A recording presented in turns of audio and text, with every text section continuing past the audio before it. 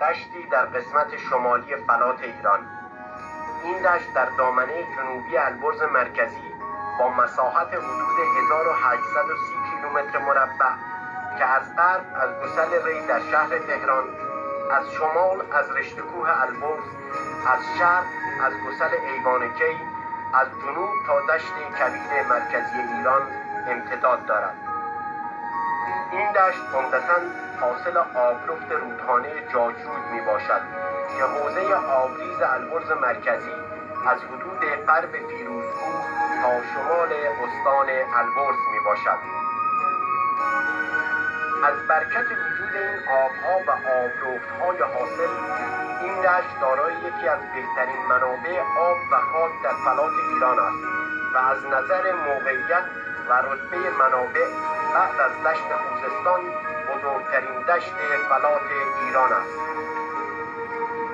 یافته‌های باستانشناسی خدمت سکونت در این دشت را حدود 8000 سال تخمین زدند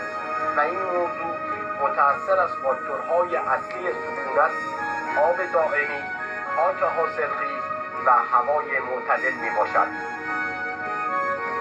تعداد 450 تپه و محوطه باستانی در این دشت سند عظمت و اهمیت این دشت می باشد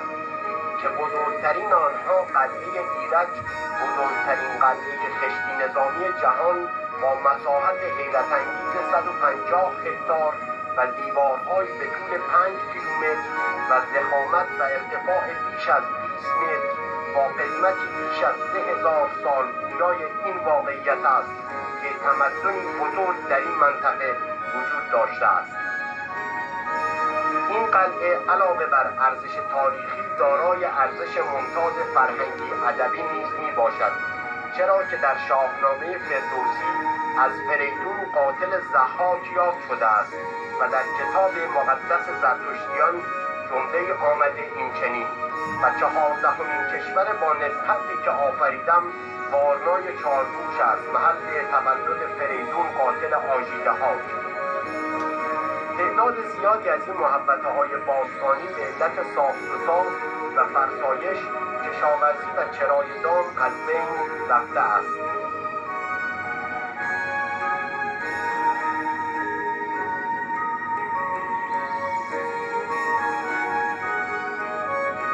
با این حال وجود تعداد زیادی بنای تاریخی و متبرکه